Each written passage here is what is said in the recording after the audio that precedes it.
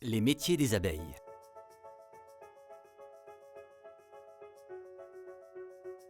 Aujourd'hui est jour de fête dans la ruche. Une nouvelle reine abeille est née. Pour lui faire de la place, sa mère quitte la ruche quelques jours plus tôt en emportant la moitié de la colonie.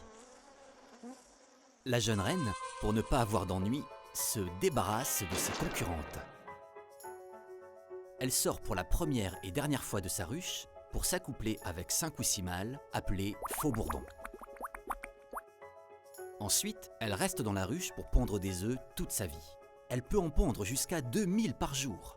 C'est la seule femelle totalement développée et capable de pondre assez d'œufs pour maintenir et développer la colonie. Elle est exclusivement nourrie de gelée royale, élixir de longue vie qui lui permet de vivre de 3 à 5 ans. Ses phéromones lui permettent de diriger l'ensemble des ouvrières et des faux-bourdons. Le rôle des faux-bourdons est de féconder la reine. Incapables de butiner, ils puisent dans la réserve de miel de la ruche et sont tragiquement tués ou expulsés à la fin de l'été. Les ouvrières forment le gros de la colonie. Elles sont parfois plus de 60 000. Elles sont chargées de l'entretien de la ruche et de récupérer nectar et pollen des fleurs. Au cours de leur vie, elles auront plusieurs métiers. Du 3e au 5e jour, nourrice. Du 6e au 12e jour, bâtisseuse. Du 13e au 16e jour, manutentionnaire.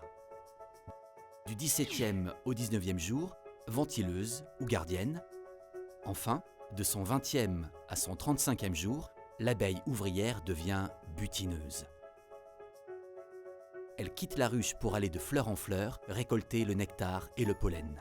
C'est elle que tu vois dans les champs, dans les jardins ou sur le rebord de ton pot de confiture.